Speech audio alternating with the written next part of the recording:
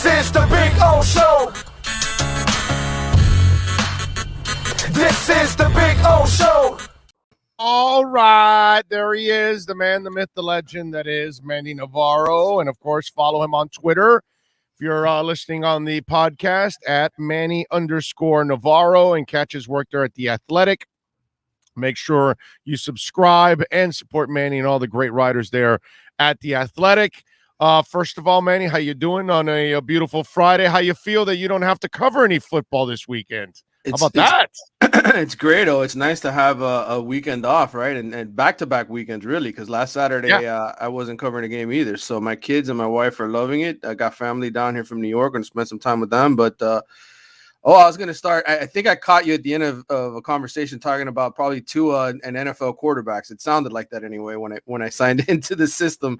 And I'm going to tell you, for the first time in years, I ordered myself, because I'm a fan of this guy, I ordered an actual T-shirt with his number on it on the front of Justin Herbert. He's my fantasy quarterback, and I absolutely love this guy, man. Like, I'm so wishing the Dolphins had considered drafting this guy instead of Tua, because he's just such a monster, and he's made me a fan. He's made me a huge fan. Besides the fact that I got him in fantasy, just watching him play, man, he's a beast.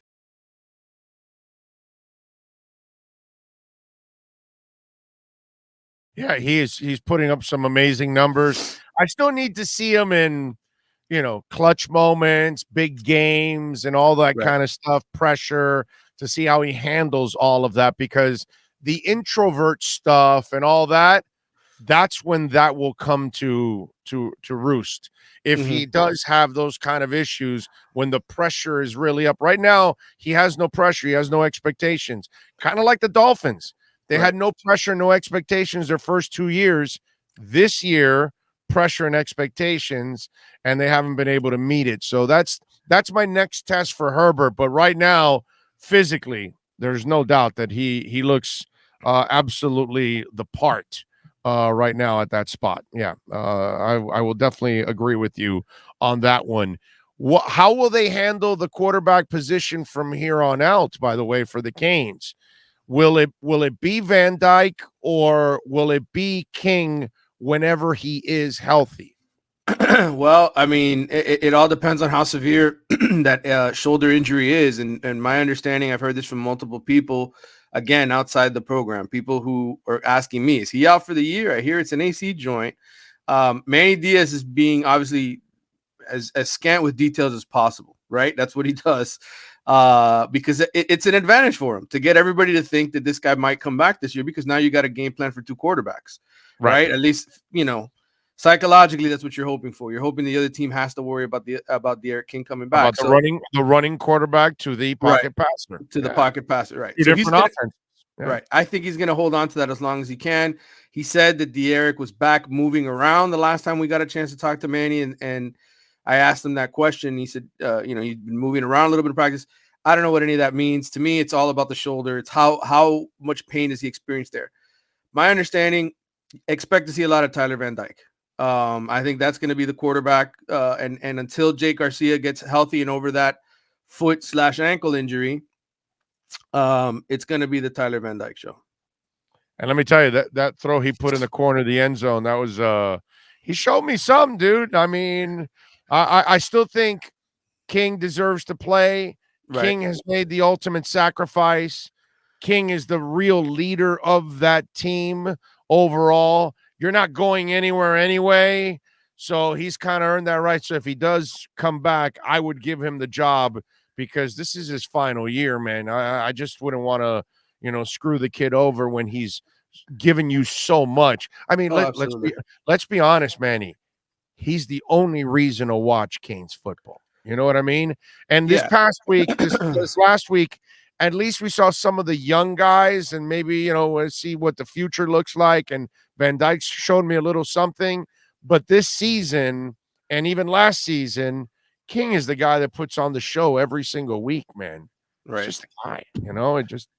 No, and here's the thing. I think, if his shoulder is screwed up, he could still come back and play in some capacity, right? He could still be used in a way that he hopes to catch on in the NFL, which is most likely receiver, running back, kind of a guy that could be a special weapon in an offense. So if he can't throw the football and his shoulder screwed up for the rest of this year, which I don't know, this is a speculation, then maybe he comes back and he gets to showcase himself that way. And I still think he'll be somebody the defense have to worry about, right? You never know, coming on an end around, having him throw the football, whatever wrinkle you can throw in there with him and use him. I could see him doing that because he cares that much about this team and cares about winning. He was on the sideline for the last game. He's there at every practice. So he's engaged and he's invested. He's just pure class, man. God, he's just Yep. His parents did a great job. Yep. Does he have both? Do you know? His father died and his mom beat breast cancer last year. I mean, this kid's gotten over so much stuff this last year and a half. But his father died, but his dad was hard on him. You know, him and his brother. His dad and his mom, they did a phenomenal job.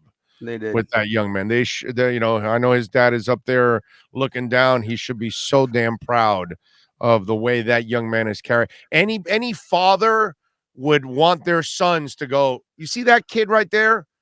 That's the guy you want to emulate. That's the guy you want to follow, because that's how you carry yourself in life, period. And so I like him. All right, Blake James. So Blake James was on with Packer and Durham. He was really smart. He went on the ACC network where they suck your ass and they won't ask you anything, really difficult. They'll kiss your ass. I know, because, dude, I did a show once on ESPNU and I was filling in. I think I was filling in for Packer, actually. Right. But they didn't realize what they were doing when they put me there, because they put me there on the day that Meyer got busted with protecting the guy at Ohio State. Oh, right. Yeah. So you know me. Fresh meat. Right. Yeah. So you know me. I'm not a Meyer guy, and I'm going to let him have it. But you can't do that on ESPNU. Just like if you do a show on NFL Network or an NBA channel or Major League Baseball, because you're tied to the league, you got to kind of kiss their ass. You can't really go after the league or anything like that. So on ESPNU, they don't want you going after their coaches or their teams. They kind of want you to be fluff, Right. And so I went after Meyer, dude, and the higher ups got it. And safe to say, I was never. They told me I would never get another shot on ESPNU. Well, it's like you and I are brothers, man. They whenever I get the calls from the national guys and they bring me on, they're like, wait a minute, this guy doesn't hold back when he talks about Miami. They're like, I could tell just by the interviewers. They're like, wow, okay, right, exactly, right. So he goes on, which they didn't ask him about Manny either, because obviously, again, ACC network is just fluff. It wasn't well received on the comments from ESPN and Herb Street. Right. He says it wasn't well received because it was inaccurate. James said on Thursday during an appearance on the ACC network. When you look at what our program has done and the investments we've made under Dr. Frank in football and athletics overall, it's been significant. Can we do things at a higher level? Without a doubt. That's college sports. The bar is always being raised. The statement was just inaccurate, and it caught us by surprise. It's frustrating to have something like that out there. We have great alignment. And that sounds all well and good. Right. But see, here's where I would tell him, so then why have you hired Shannon and Golden and Diaz? Why haven't you gone after a top-tier coach that, like Texas A&M, steals FSU's a head coach and gives him $75 million? You know what I mean? Right. We got programs all over the country that are stealing one defensive coordinator or an offensive coordinator from another team and paying them a couple $1 million. So don't tell me that you are doing everything that you possibly can when, you did something with the practice facility and all of that. But when it comes to your coaching, it's substandard stuff that you go after. You don't go after the creme de la creme of college football. So what are you, you can't be really that pissed at what Herb Street says in a way. And to tell me that, you're doing the best that you can, give me a break.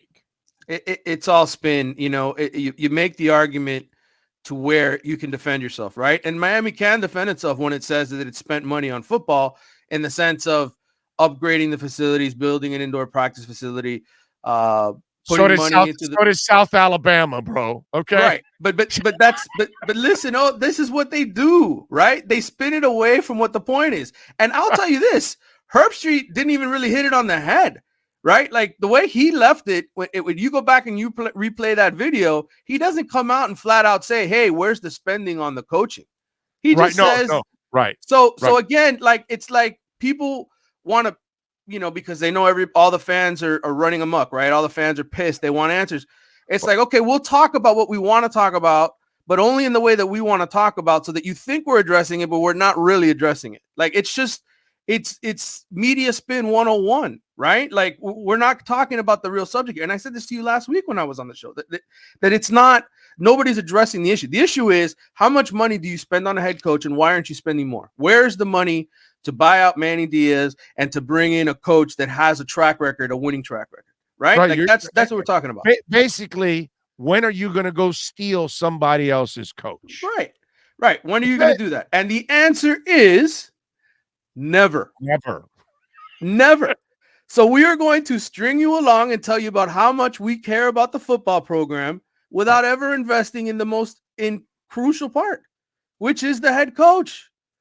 So again, like I've been beating this drum. I've been covering this team for 2 decades, Big O. You live in the city. I've been telling you this for 2 decades, that this team, this school is always gonna, like, it's gonna make it about what it isn't, right? Like their mindset is, because of the talent in the backyard of Miami, you can get anybody to be the head coach here, who is gonna, if he does his job right, is gonna win, because he's gonna convince the players here to stay home and win.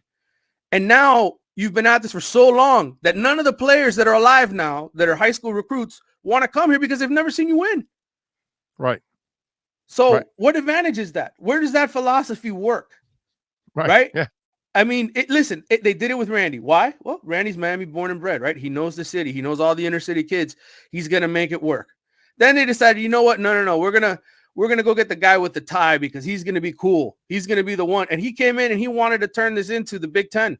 He wanted to beef all these linemen up that were undersized and make them like Anthony Chickalo and make them defensive tackles, and just a totally wrong philosophy. And then after all of that, after 10 years of that, you go looking for a coach, and you happen to get lucky that Mark Richt gets fired at Georgia. And that's what you do. You say, well, we're going to get this guy at the end of his career because he's going to be what we need. He's the experienced head coach. You get him for cheap. Okay. He gives you $1 million to finish your indoor practice out of his own pocket. And then, you know what? The next search, we're going to spend 24 hours, and we're not even going to interview anybody else. We're just going to take the guy who made the turnover chain, and we're going to redo the Randy thing. It's what they did. Right. That has been the last 15 years of Hurricanes football. And the results are the same. And I'll tell you this, though. I've been spending a lot of time researching this, because I think down here, we like to point to stats how, well, Miami-Dade and Broward County, they got the most NFL players. This is the most talent-rich area in the country. We say that to ourselves every single year. Oh, there's a lot of kids here that don't just go to Miami and not become anything. They go other places and become nothing. There's a lot of guys here who get overhyped as 4- and 5-star recruits, and the coaches down here get so much pressure to be like, oh, you got to get this guy. A lot of them don't develop. And if you go back and you look at the old great Canes teams, it's not just Dade and Broward County guys that they get. Oh yeah, they were from they all go over the country. So there's this misconception. People banging drum. Oh, until we get a coach that knows how to recruit South Florida. No, dude. Like, until you get a coach who's as good as Jimmy Johnson and Howard Schnellenberger and all the guys who had the vision, the Dennis Ericksons of the world, who changed his offense, who was one of the first to use that spread offense and beat teams with the speed that they had at receiver. I mean, that's what you need. You need the complete package. And it's not just about recruiting South Florida guys. It's not. That's not the case. I'm with you. Kozar wasn't from here. No. Dorsey Vinny wasn't from here. Darren Crine wasn't from here. Warren Sapp wasn't from here, right? If I'm correct. Oh, how many NFL quarterbacks has Dade and Broward produced in the last 20 years? You can count them on one hand. He played. One of them played last night. Yeah. Geno Smith as a backup. Teddy Bridgewater, right? God, I felt bad. I felt so bad for Geno. So bad. Yeah. He played so well, dude. And then the kid gets trips himself up, and that ends up being an interception. Yeah. And it's like, damn, I felt bad for, because he's been terrible. And like, wow, he looked really comfortable yesterday. I was like really impressed with Gino yesterday. He had a good game. I mean, Yeah. but again, like this town produces a ton of receivers, right? We've seen that. There's a ton of receivers in the NFL from South Florida. There's a lot of DBs, but Corners. Offensive linemen, defensive ends. I mean, you got the Bosa brothers. Linemen. Yeah, no. I mean, you get a handful of guys that really go on and do anything. And I think there's this misconception that, man, there's so much talent here. I'm telling you, you go and you do the research. A lot of these kids don't end up getting drafted. They don't really turn into anything in college. There's a lot of those kids that become busts and end up coming back home or transferring to a Bethune-Cookman or a Florida A&M. And we all just assume, well, Larry Bluestein, who I love, is a great dude. All these guys say we have so much talent. But if these guys don't become anything here and they don't become things anywhere else, how good really is that talent? Right. Well, but as long as it's good enough to help that university to win, you don't have to get to the NFL. So that's the one thing. If you are leaving here and you are helping a university win, then you did your job, actually. You know what I mean? So I think the bigger issue is that there's so much of a premium put on the players down here. Like, in other words, there's 30 4-star kids or 28 4-star kids or 5-star kids in South Florida. I think the rankings for a long time have overhyped these kids. They're just not that good. They go to college and you have a lot. I mean, I'm telling you, that's going to be one of my next articles for The Athletic. You go through the list and you're just like, holy cow, how many of these guys did nothing? Like, even at college, like there were disappointments at their school. There's a lot of them and they're good kids. They just don't pan out. And and I want to know what the reason is for that. I'd love to know why the percentage is as bad as it is. That Northwestern class that was hyped 2008, yeah. It was one guy that made it to the NFL, Spence. That's it. One legitimate. Streeter got drafted, I think, in the 6th round too. But you're right. I mean, Ja'Cory Harris, he got a workout with the Dolphins, ended up in the Canadian Football League where he started one game. Right.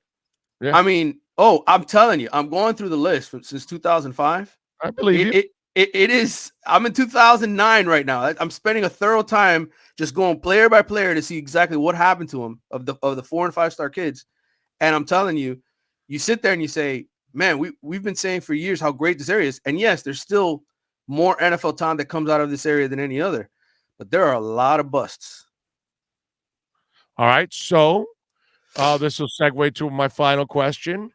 What's going on with recruiting? Where does it stand with the future of the successor busts that are being recruited for the University of Miami?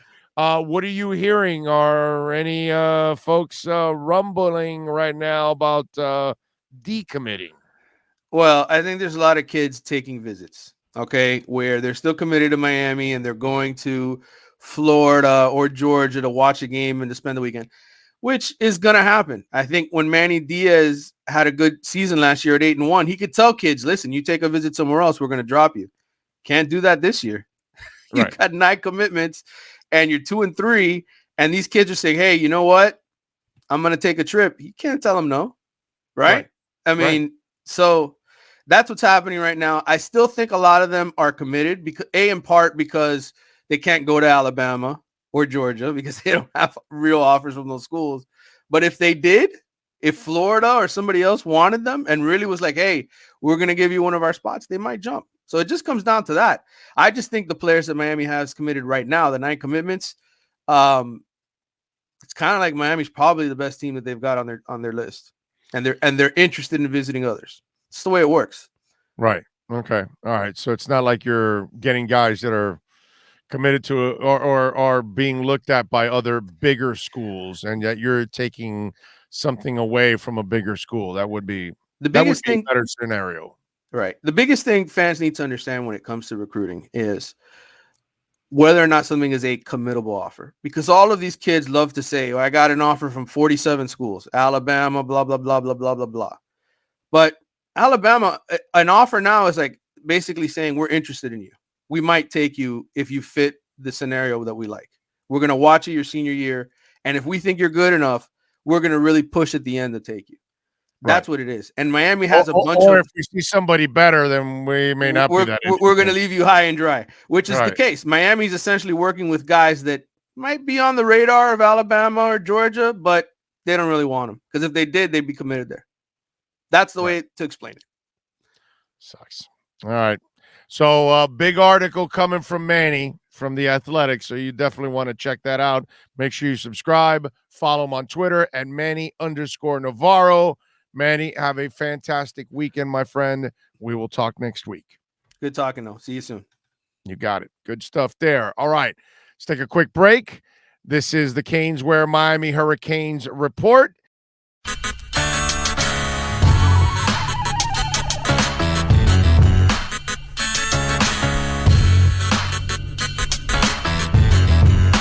This is the Big O Show. This is the Big O Show.